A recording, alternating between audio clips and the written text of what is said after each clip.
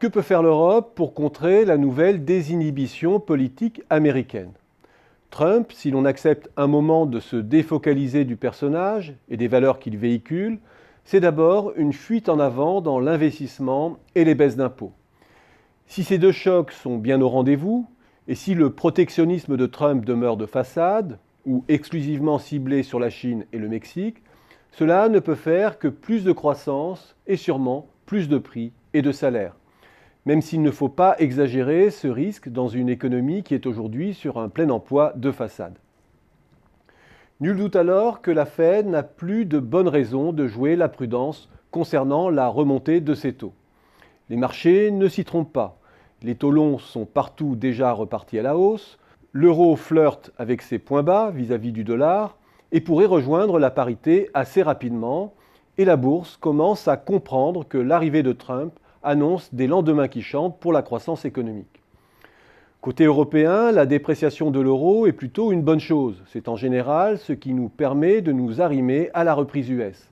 Du moins, lorsque la sauce de la reprise du commerce mondial prend dans le sillage de la reprise américaine.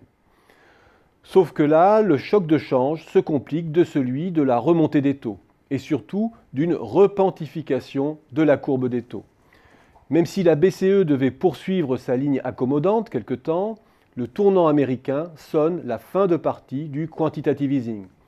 Les taux longs l'intégreront avant même que la BCE ne réoriente sa politique expansionniste.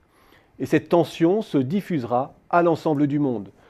Cela complique surtout les choses pour certains grands émergents, le Brésil, l'Argentine et le Mexique notamment, ce qui atteint la Chine par ricochet.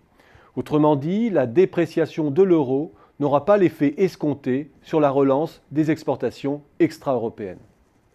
En revanche, la remontée des taux longs intervient sur un terrain miné en Europe. La faible inflation sous-jacente et le sous-emploi chronique qui maintient les pressions déflationnistes font que cette remontée est beaucoup plus douloureuse de ce côté-ci de l'Atlantique. Sans parler de notre écart de croissance. Autrement dit, une résurgence des tensions sur le marché des dettes souveraines nous guette, compliquée par la remontée des spreads sur les pays maillons faibles de la zone. À quoi il faut ajouter aussi le fait que le système bancaire continental est lui-même miné par le poids des créances douteuses. 1200 milliards d'euros de prêts non performants en 2015, soit 5,7% de l'actif des banques européennes, une proportion qui a triplé avec la crise. Cette moyenne élevée recouvre, on le sait, de forts écarts entre les différents pays, avec des pointes à 21,5% en Irlande, 17% en Italie ou 7,1% en Espagne, qui créent de véritables zones de fragilité systémique.